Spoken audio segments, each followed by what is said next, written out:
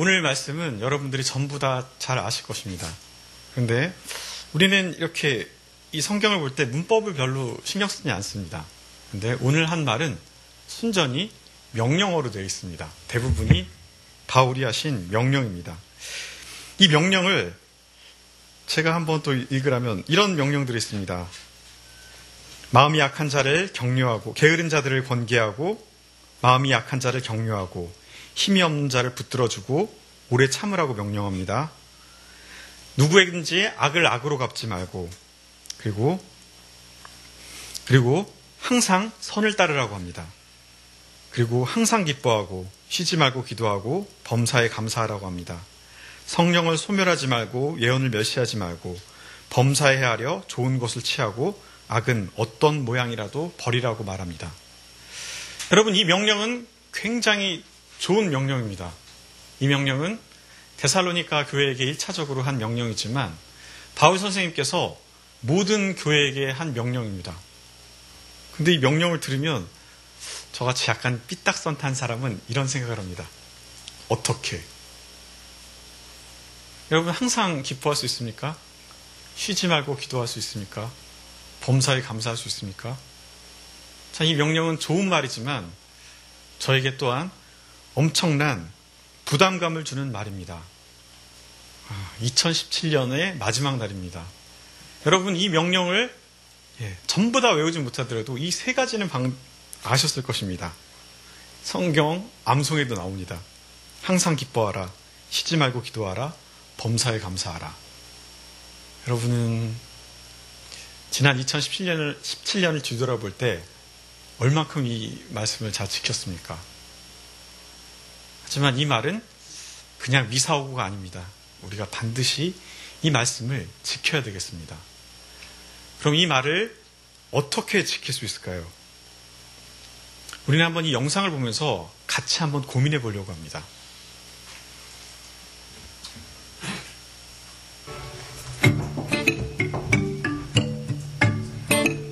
과연 죽음이 청소년과 성인에게도 긍정적인 영향을 미칠까요? 이번에는 악수와 손목 때리기를 합니다. 실험 방법은 아이들과 같습니다. 먼저 한 사람의 행동을 상대방은 그대로 따라하면 되죠. 2명씩 짝을 이룬 청소년을 포함한 성인들을 각각 13팀씩 A와 B 두 그룹으로 나눕니다.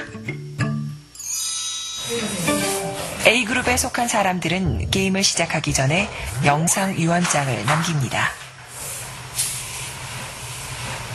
제가 생각하는 제가 맞이하고 싶은 마지막 순간은 나를 항상 챙겨주고 그래서 너무 고맙고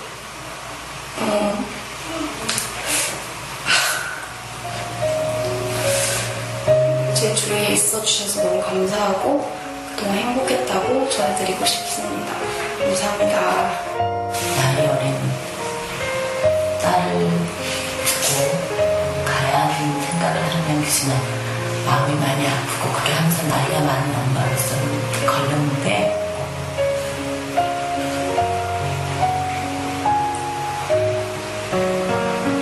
얼마든 사랑하고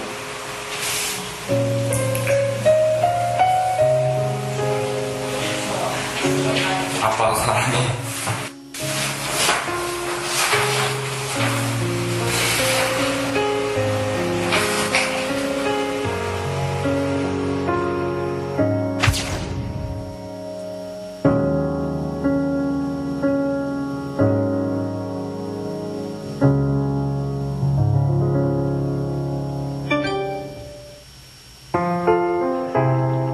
B그룹의 사람들은 바로 게임을 하죠.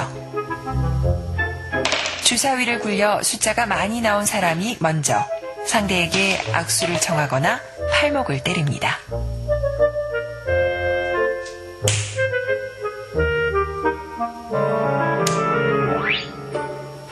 이때 악수는 플러스 1점으로,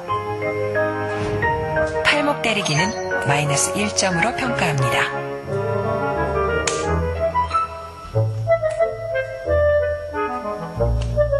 그러자 B그룹의 사람들은 처음 보는 사이지만 팔목을 때리기 시작합니다. 때리죠. 상대가 자신을 따라한다는 것을 알지만 때리고 또 때립니다. 이렇게 서로 때리기를 주고받습니다.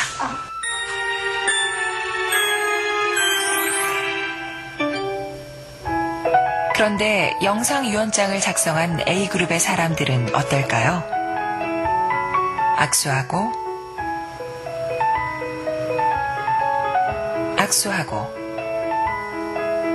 악수하죠.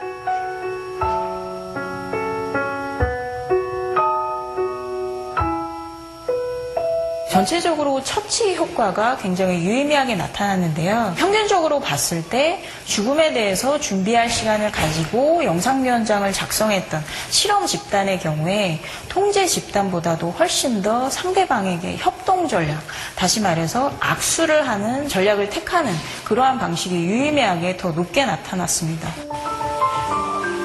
아빠 사랑해.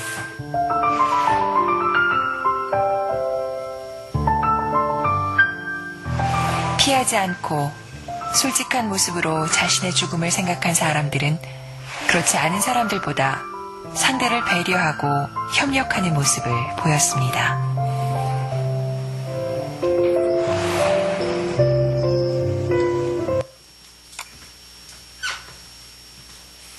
네, 이 영상에 대해서 잘 이해 가십니까?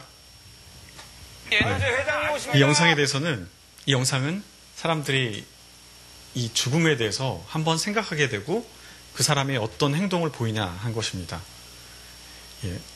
사람들은 그냥 이 삶을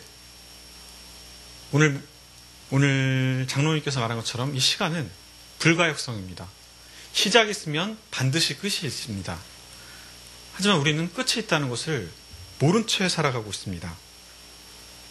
이 끝이 있는데 끝을 불안해하고 그냥 옆에 두는 것입니다. 사람들은 하지만 우리는 반드시 시작이 있고 마지막으로 가는 것입니다. 오늘 본문에 이런 말씀이 있습니다. 5장 23절의 말씀을 한번 같이 읽겠습니다.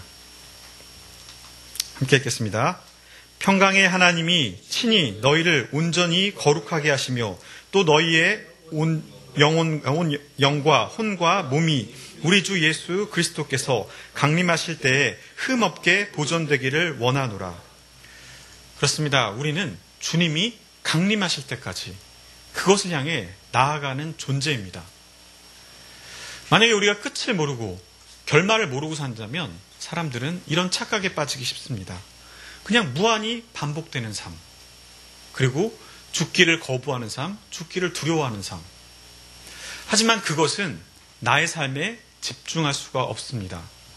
이 다큐멘터리의 주제는 카르페 디엠입니다. 카르페 디엠은 그렇게 좋지 않은 의미로 쓸 수도 있습니다. 라틴어로 오늘을 즐겨라입니다. 요즘은 이 말보다는 욜로란 말을 많이 들었을 것입니다. 욜로란 말은 너의 삶은 단 한 번뿐이다, 이렇게 말하는 것입니다. 카르페 디엠과 욜로는 복음적으로도 해석할 수가 있습니다. 그냥 지금 이 한때를 즐기라고 말하는 것이 아닙니다. 너의 삶을 진지하게 살아봐라. 너의 지금 이 순간은 즐겨야 되고 반드시 살아내야 된다는 것입니다. 왜냐? 우리는 이 삶을 2번 살 수 없고 3번 살 수 없고 반드시 주님이 오실 그날을 향해 묵묵히 걸어간다는 것입니다. 그런데 끝이 없다고 생각해 보십시오. 그들에게 결말은 두려움입니다. 여러분, 수학 공포증이라는 말을 들어본 적 있습니까? 수학 공포증이라는 말이 있습니다. 저도 처음 들어봤는데 그 사람들이 그것을 가지고 뇌과학자들이 한번 실험을 해봤다고 합니다. 진짜 아이들이 수학만 하면 머리가 멍해지고 집중하지 못하고 그런 아이들이 있습니다. 그 아이들의 뇌를 촬영했다고 합니다. 그런데 진짜 공포증처럼 그 아이는 수학 문제를 풀 때 두려움을 느끼는 뇌의 부분이 활성화가 되고 있다고 합니다. 이 수학을 못 풀어서 혼난 꾸지람, 수학을 못해서 나쁜 결과를 맺을 것, 이 두려움이 있어서 이 수학에 집중할 수 없었다는 것입니다. 그 두려움의 정도가 어느 정도였냐면 여러분 앞에 뱀이 있다고 하시면 여러분들이 예배를 집중해 드릴 수 있겠습니까? 그 아이들에게 진짜 공포증처럼 뱀이 아플 때 느끼는, 뱀이 앞에 있을 때 느끼는 공포증을, 그 정도의 공포를 느끼면서 수학을 한다는 것입니다. 우리의 삶도 마찬가지입니다. 세상에 마지막 결말이 없다, 나에게 죽음이 안 찾아온다 생각한 사람은 자기가 생각하지만 이건 부정할 수 없습니다. 모든 사람은 죽습니다. 모든 사람은 주님 앞에 씁니다. 그러면 그 사람 뇌에는 이 죽음이 수학의 공포증을 느끼는 것처럼 이 사람을 괴롭히게 되는 것입니다. 그 사람은 삶에 집중할 수 없습니다. 그리고 하나님의 명령에 제대로 살아갈 수가 없는 것입니다. 그리고 그들의 삶은 오늘이 내일 같고 내일이 오늘 것 같고 그런 삶을 살게 되는 것입니다. 하지만 우리는 분명히 시작과 끝이 있습니다. 2017년에 1월 1일이 있듯이 2017년에 12월 30일은 반드시 오는 것입니다. 우리가 태어났으면 반드시 죽음이 있고, 주님이 창조했으면 마지막 우리의 심판의 날이 있습니다. 우리는 그때 그 모습이 어떤지 분명하게 보는 것입니다. 이 마지막에 예언을 아는 바울이 그것을 알았기 때문에 바울은 데살로니가 교회에게 분명히 명령할 수 있었던 것입니다. 너희는 항상 선을 따라야 돼. 항상 기뻐해야 돼. 항상 기도해야 돼. 범사에 감사해야 돼. 악은 어떠한 모습도 바라보지 말아야 돼. 여러분, 인간적인 방법으로도 이것을 할 수 있다고 이 실험에서 증명했습니다. 이것은 그 사람의 마지막 삶이 어땠을지, 다른 사람들에게 어떻게 평가될지, 내가 느끼는 가장 행복한 삶이 어떨 것일지 되돌아봤을 때 그 사람의 행동이 훨씬 더 부드러워지고 착해지는 것을 이 실험을 통해서 보게 되었습니다. 이것은 인간적인 방법입니다. 하지만 우리는 이것을 뛰어넘는 예수님의 가르침으로 사는 것입니다. 오늘 본면에 이렇게 말하고 있습니다. 예언을 멸시치 말라고 했습니다. 예언은 수많은 예언들이 있습니다. 우리는 그냥 예언을 하면 은사 받은 사람의 기도, 이런 것 정도만 생각할 수 있습니다. 그것도 중요한 예언입니다. 그것을 믿음으로 받아들이고 가는 것은 이 바울의 가르침이 맞습니다. 하지만 이보다 더 큰 그림을 그려보십시오. 가장 큰 예언은 어떤 것이겠습니까? 바로 성경입니다. 성경 자체가 우리에게 예언입니다. 성경은 확실한 예언을 두 가지 하고 있습니다. 첫 번째 약속은 구약입니다. 구약. 예수님이 오실 것이다. 그리고 또 다른 약속은 신약입니다. 예수님이 오셨고, 그리고 우리에게 다시 오실 것이다. 그 약속을 우리는 가지고 있습니다. 이것은 우리가 부정할 수 없는 것입니다. 그 예언은 멸시할 수 없는 것입니다. 그 예언으로 살기 위해서 우리는 노력합니다. 우리는 예수님이 오실 때 우리의 모습이 어떻기를 바라십니까? 이 모습을 간직하고 살아간 사람과 그 모습을 간직하지 않고 살아간 사람은 큰 차이가 있습니다. 여러분, 우리는 이 다미선교회를 다 기억하고 계실 것입니다. 그때가 언제였죠? 저는 관심이 없어서 기억을 못합니다. 자, 그때 이후로 우리 교계에서는 많은 것이 바뀌었다고 합니다. 제가 조금 틀릴 수도 있는데 아마 예수 재림교, 제칠 안식일 교회에 대해서는 미국에선 2단이 아니고 우리나라에서도 2단과 2단이 아닌 거에 중간쯤을 평가받았다고 합니다. 그런데 다미선교회 때문에 더 2단이라고 확실하게 탄압받는 교단이 바로 안식일 교단이라고 합니다. 그들은 그 예수님이 다시 오심을 우리보다 더 잘 믿습니다. 오히려 좀 철저하게 믿습니다. 그 제7안식일이 세운 학교, 삼육학교가 있었다고 합니다. 그곳은 육사가 있었습니다. 5060 때 전두환과 노태우는 그곳에서 데이트를 하고 그곳에서 우유를 사 먹었다고 합니다. 그래서 자기 학교 근처 이 육사 앞에 발전하겠으면 좋겠다 그런 생각이 들었습니다. 그래서 이 삼육대학교에 제언을 했다고 합니다. 너희들 학교를 충분히 키워줄게. 우리가 나라에서 지원돼줄 수 있어. 그때 제7 안식일교회 대답이 어땠는 줄 아십니까? 예, 제가 듣기로는 그렇게 했다고 합니다. 주님이 곧 아시는데 우리는 더 크게 할 필요도 없다. 크게 하고 싶지도 않다. 예, 대단한 믿음입니다. 거기까지는 괜찮은 믿음이라고 생각합니다. 하지만 이 다미선 교회의 모습을 보십시오. 날짜를 못을 박았습니다. 못을 박은 게 나쁘지 않다고 볼 수도 있습니다. 하지만 그들의 삶은 어떻습니까? 이제 끝났으니까 더욱더 거룩하게 살아야 된다. 내 재산을 다 바쳐야 된다. 이런 식의 모습입니다. 하지만 우리는 이것 때문에 경계하게 됩니다. 많은 가정이 깨졌고 많은 아픔이 있었습니다. 그런데 기독교 역사를 들어보면 이렇게 시한부 종말론이 한두 번이 아니었습니다. 그리고 피해도 많았습니다. 하지만 균형을 갖추는 것과 우리가 죄름을 거부하고 사는 삶과는 좀 차이가 있습니다. 우리는 그런 다미선교의 위력 때문에 약간 재림과 종말에 대해선 조금 한 발 비켜나 있습니다. 그리고 세상에서는 만약에 죽음에 대해서 얘기한다면 어떤 얘기를 들을까요? 한 얘기를 한번 해볼까요? 옛날 제가 다니던 교회에 한 좋은 목사님 오셨습니다. 그 목사님이 성도들한테 이렇게 질문합니다. 여러분도 잘 들어보십시오. 여러분, 천국에 가시길 원하십니까? 예, 아멘 했습니다. 그 다음에 두 번째 질문을 했습니다. 여러분, 지금 당장 가시고 싶으십니까? 그때 아멘을 했을까요? 안 했을까요? 예, 저는 했습니다. 왜냐하면 그런다고 해서 제가 지금 바로 가는 게 아니기 때문에 저는 했습니다. 그런데도 천국을 그렇게 소망하는 그 좋은 교회에서도 지금 가실래요? 대답할 수가 없습니다. 그렇습니다. 근데 어쩌면 당연한지도 모릅니다. 우리는 죽음에 대해서 말한 것을 어릴 때부터 경계받았고 이 죽음에 대한 소재를 얘기하는 것을 굉장히 꺼려합니다. 하지만 그것은 아까 말씀드렸다시피 죽음을 두려워해서는 해결되는 일이 아닙니다. 그렇다고 죽음을 바라보는 것이 아닙니다. 죽음은 자연스러운 것입니다. 그냥 내가 태어나서 그곳을 향해 갑니다. 곧 있으면 올림픽이 열립니다. 그런데 올림픽에서 사람들을 감동시킨 여러 사람들이 있었습니다. 근데 그 사람들은 그렇게 생각했습니다. 어떻게 이 힘든 훈련을 참아내셨습니까? 그들을 이렇게 말합니다.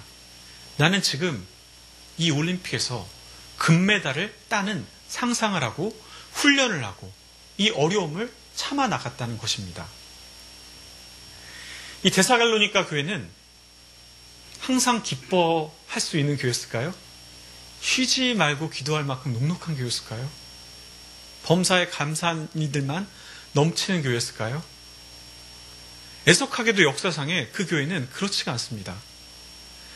바울이 경험한 그 교회는 유대인으로부터 그 공동체가 공격을 받습니다. 그리고 많은 우상들이 있는 이방인으로부터 공격을 받는 교회였습니다. 그런데 예수님을 잘 믿기 위해서 그 심한 공격, 그것을 다 이겨내는 교회였습니다. 고난을 몸소 받았지만 그 교회는 잘 믿었습니다. 그 믿음의 뿌리는 어디서 왔을까요? 바울이 그곳에서 잘 목회를 했기 때문입니다. 바울이 그곳에 오기까지 몇 번의 죽을 고비를 넘기며 그냥 갔습니다. 바울의 고백을 잘할 것입니다. 바울은 이렇게 말합니다. 나는 날마다 죽노라. 그의 앞에는 죽음이 있었지만 그의 앞에는 하나님께 있는 영광의 면류관이 있었습니다. 그는 언제 죽어도 나는 하나님께 영광을 위해 죽는다. 나에게 하나님의 면류관이 있다. 그 믿음으로 데살로니가에서 사역을 했습니다. 데살로니가에 큰 고난이 왔을 때 바울은 도망을 갔습니다. 자의에 의해 도망간 것이 아닙니다. 하지만 당신이 이곳을 피하는 것이 이 데살로니가 교회를 위하는 것입니다. 그리고 훗날 우리 믿음을 위하는 것입니다. 바울의 마음은 굉장히 무거웠습니다. 그런데 이 데살로니가 교회는 정말 이기기 힘든 고난을 이겨냈습니다. 그들한테는 이 오늘 말씀, 주께서 임하실 것이고 주께서 너희를 임하실 때 너희 영과 혼과 육이 온전하게 해줄 것이다. 이 말을 믿었습니다.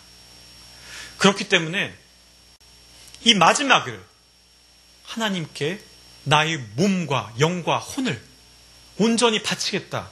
그 믿음으로 가졌던 바울이 있었고 이 말을 몸소 실천했기 때문에 그 교회는 건전한 교회가 될 수 있었던 것입니다.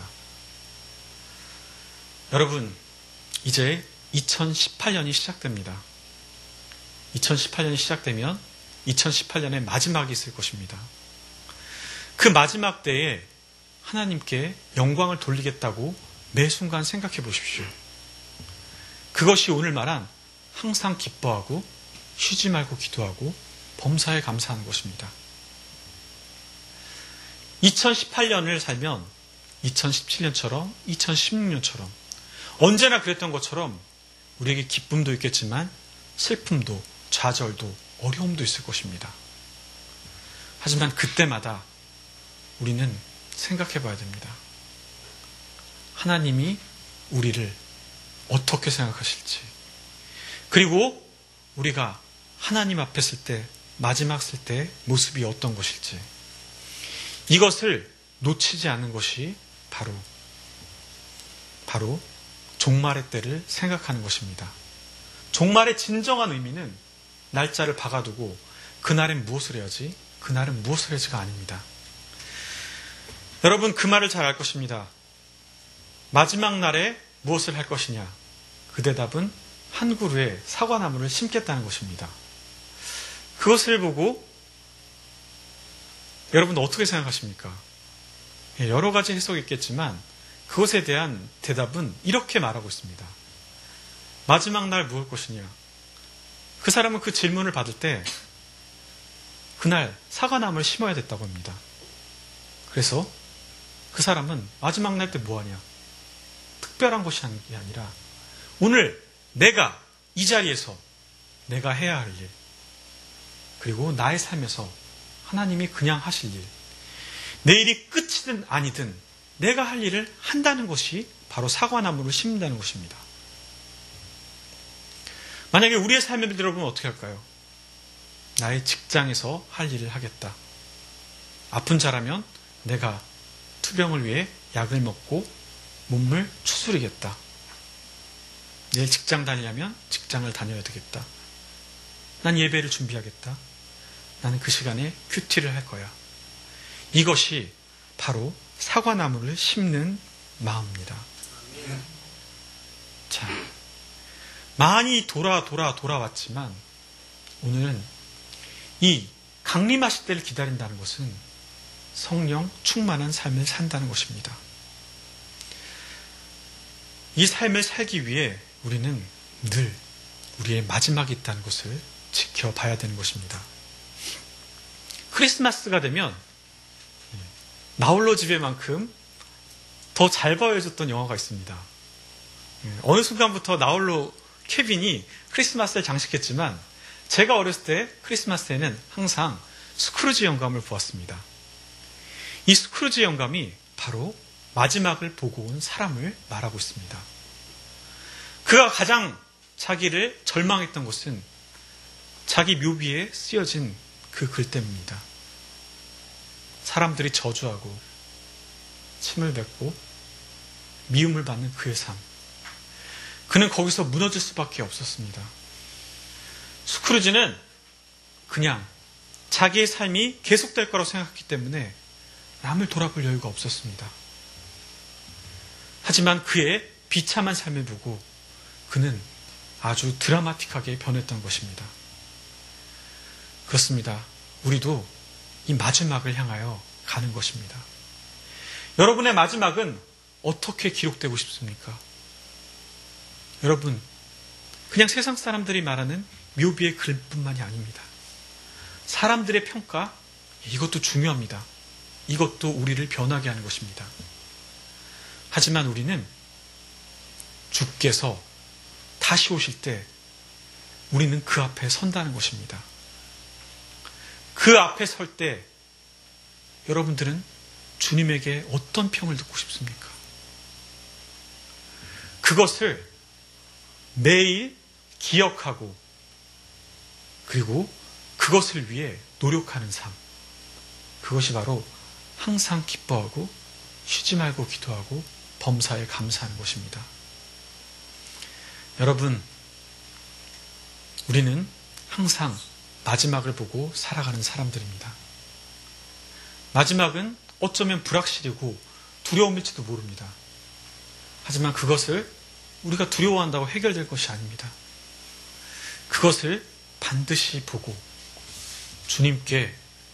주님이 우리에게 원하시는 그 모습대로 우리의 영이 주님을 향하고 우리의 혼이 주님의 뜻을 기리며 우리의 육신이 주님의 말씀으로 거룩해지기 위해서 늘 살아간다는 것이 바로 하나님의 목적이고 우리의 삶의 의미입니다.